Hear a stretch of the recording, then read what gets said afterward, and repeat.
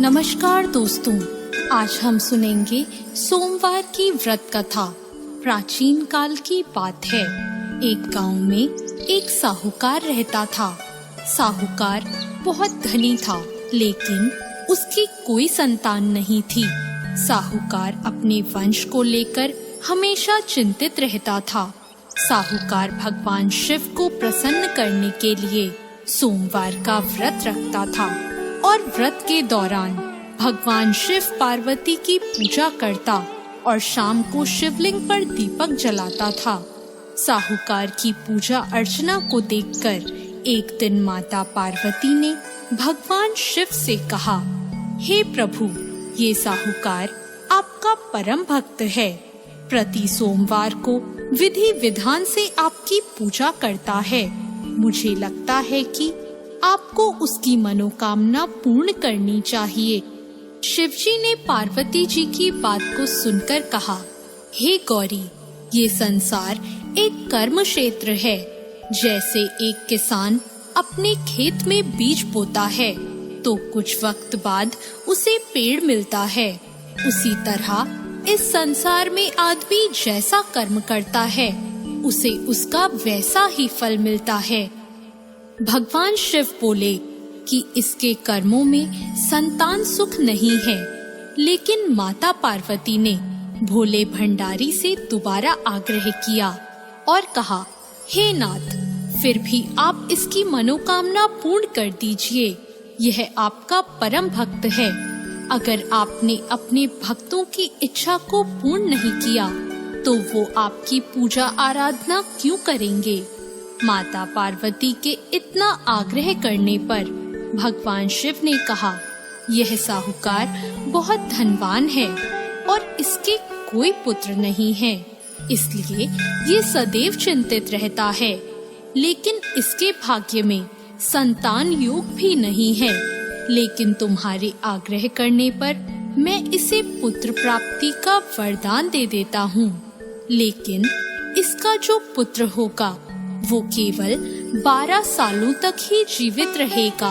फिर एक रात्रि शिवजी ने साहूकार को स्वप्न में दर्शन दिए और कहा कि उसको जल्द ही पुत्र रत्न की प्राप्ति होगी, लेकिन उसका पुत्र दीर्घ आयु नहीं रहेगा, बल्कि केवल 12 वर्ष तक ही जीवित रह पाएगा। यह बात सुनकर साहूकार ना तो प्रसन्न हुआ और ना ज्यादा दुखी हुआ।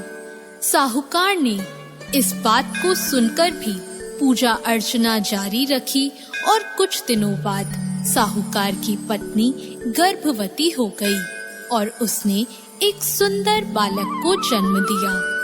बालक के जन्म से घर पर हर्षो उल्लास का माहौल था, लेकिन साहूकार खुश नहीं था, क्योंकि उसको पता था कि उसके बालक का यह जीवन केवल 12 वर्ष तक का ही है और उसने किसी को भी यह बात नहीं बताई थी। जब साहूकार का बालक 11 वर्ष का हुआ तो साहूकार की पत्नी ने कहा कि अब इसका विवाह कर देना चाहिए, लेकिन साहूकार ने मना कर दिया और उसे शिक्षा के लिए काशी भेज दिया। साहूकार ने बालक के मामा को बुलाया और पैसे देकर उन्हें बालक के साथ काशी जाने का आदेश दिया। फिर साहूकार ने मामा भांजे से कहा कि वह काशी जाते समय रास्ते में यज्ञ करते हुए और ब्राह्मणों को भोजन कराते हुए ही जाए। दोनों मामा भांजों ने ऐसा ही किया। काशी जाते वक्त जिस रास्ते से मामा भांजे गुजर रहे थे, उसका राजा अपनी पुत्री का विवाह एक ऐसे राजकुमार से करवा रहा था जो कि काना था, यानी उसे एक आंख से दिखता नहीं था। दूल्हे का पिता इस बात से चिंतित था कि अगर दुल्हन पक्ष को यह पता चल गया कि दूल्हा काना है तो राजकुमारी विवाह के लिए मना कर देगी। इसलिए उसने जब साहूकार के पुत्र को देखा तो उसने सोचा कि मैं अपने बालक के स्थान पर तोरण के वक्त इस बालक को बिठा दूंगा और दुल्हन के पक्ष वालों को पता भी नहीं चलेगा। दूल्हे के पिता ने साहूकार के पुत्र को इस बात के लिए राजी किया। इस तरह साहूकार के उस लड़के ने दूल्हे के कपड़े पहने और घोड़ी पर चढ़कर तोरण की रस्म पूरी की। तोरण के बाद फेरों की जब बारी आई तो दूल्हे के पिता ने साहूकार के पुत्र से अनुरोध किया कि वह दुल्हन के साथ फेरे ले और जब विवाह संपन्न हो जाए तो यह बात किसी को ना बताए।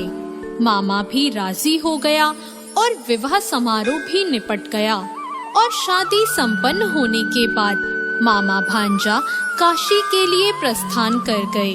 परंतु साहूकार के पुत्र ने दुल्हन के कपड़ों पर लिख दिया कि तुम्हारी शादी मुझसे हुई है, लेकिन जिसके साथ तुम जाओगी वह एक आंख वाला आदमी है और मैं काशी में शिक्षा ग्रहण करने जा रहा हूँ।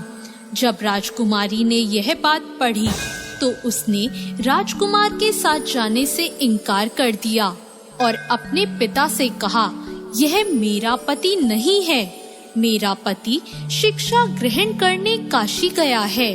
जब सब जगह यह बात फैल गई तो मजबूरी में दूल्हे के पिता को सारी बात बतानी पड़ी और दुल्हन के पिता ने भी अपनी बेटी को भेजने से इनकार कर दिया। इधर मामा भांजे दोनों काशी पहुंच गए और बालक शिक्षा ग्रहण करने लगा और मामा ने यज्ञ कराना भी शुरू कर दिया।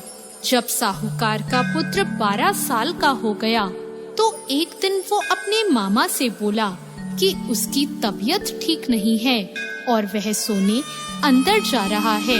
साहूकार का पुत्र अंदर सोने गया और उसकी मृत्यु हो गई।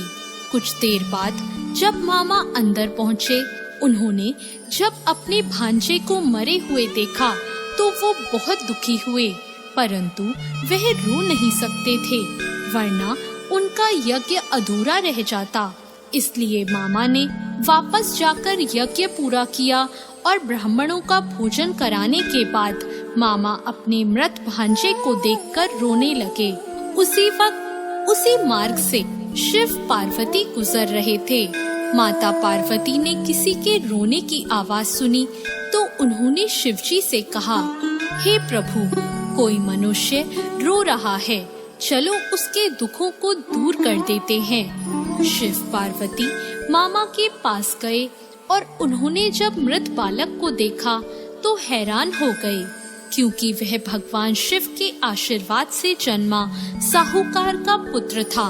माता पार्वती ने कहा, हे नाथ, यह तो साहूकार का पुत्र है जिसको आपने केवल 12 वर्ष तक का जीवन दिया था। पार्वती जी ने मृत बालक को देखा तो उन्हें दया आ गई और उन्होंने शिवजी से कहा, प्रभु, आप इस बालक को जीवन दान दे दीजिए, वरना इसके माता पिता जीते जी मर जाएंगे। माता पार्वती के आग्रह करने पर शिवजी ने उनकी बात मान ली और उसे जीवन दान दे दिया। साहूकार का पुत्र जीवित हो गया और मामा भांजे अपने घर की ओर प्रस्थान के लिए चल दिए। रास्ते में साहूकार का पुत्र उसी शहर से गुजरा जहां उसका विवाह हुआ था। दुल्हन के पिता ने बालक को पहचान लिया और मामा भांजों को लेकर अपने महल आ गए। दुल्हन के पिता ने एक समारोह किया और अपनी पुत्री को साहूकार के साथ भेज दिया। जब साहूकार का बालक अपने घर पहुंचा तो उसके माता पिता छत पर बैठे थे और सोच रहे थे कि अगर उनका पुत्र सही सलामत वापस नहीं लौटा तो वे दोनों भी इसी छत से कूदकर अपनी जान दे देंगे।